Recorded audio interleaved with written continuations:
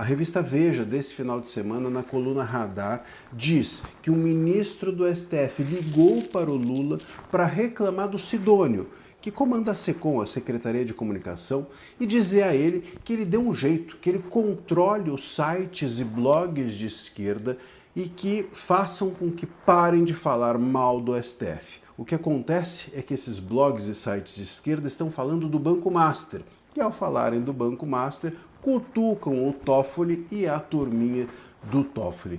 Olha, tem tantas camadas de absurdo nessa notícia que fica difícil até saber por onde começar. Eu sou André Marcília, advogado, comentarista político-jurídico. Peço que vocês se inscrevam no canal, deixem o seu like e considerem se tornar membros do canal, clicando na aba Seja Membro. Veja só, primeiro que é incrível o ministro do STF se sentir confortável para ligar para o presidente em tom que não foi amistoso, segundo a matéria, cobrando, dando bronca no presidente da República.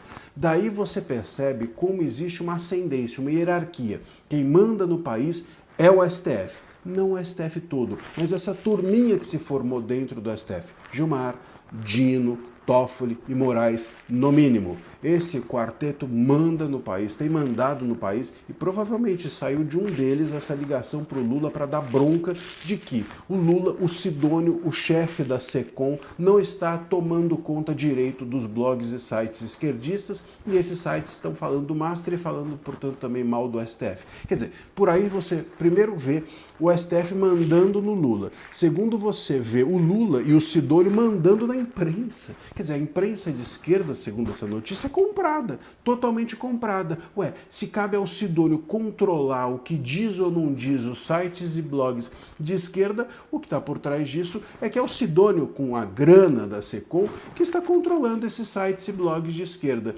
Se colocar grana, eles falam uma coisa, se não colocar grana, eles não falam outra. Então, depende do Sidônio eles falarem, senão não teria essa ligação. E depende do Sidônio também eles não falarem do STF, senão, de novo, não teria essa ligação. Essa ascendência do STF sobre o Lula e do Sidônio, ou do Lula sobre os sites de esquerda, sobre a imprensa de esquerda, deixa claro que o Brasil tem dono e que a imprensa brasileira, pelo menos de esquerda, também tem dono. Então isso é um absurdo tão grande, fica difícil até a gente comentar como se fosse algo natural. Mas esquecendo isso, a notícia me parece ótima. O STF está incomodado com o caso Master, o STF está sentindo o golpe e o STF, o golpe que ele mesmo deu, né, vamos dizer a verdade, no Brasil, e essa briga potencial entre Lula e STF, esse rompimento entre Lula e STF é tudo o que nós esperamos. Se o consórcio estatal formado entre governo federal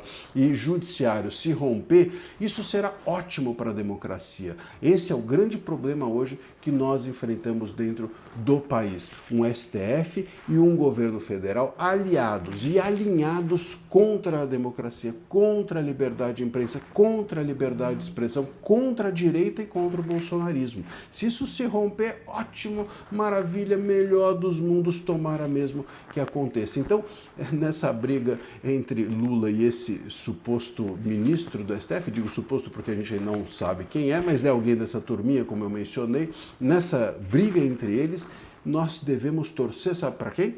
Para a briga. Claro, devemos torcer para a briga, para que eles rompam mesmo e não voltem nunca mais. Quem sabe assim a gente passará a ter alguma chance de ter uma democracia dentro desse país. Enquanto a gente tiver um Congresso submetido e rendido e a gente tiver o consórcio entre governo federal e STF, a gente está pior que a Venezuela. Muito pelo contrário, a Venezuela está saindo do buraco e a gente cada vez mais fundo nesse buraco. Briguem, torcemos para a briga.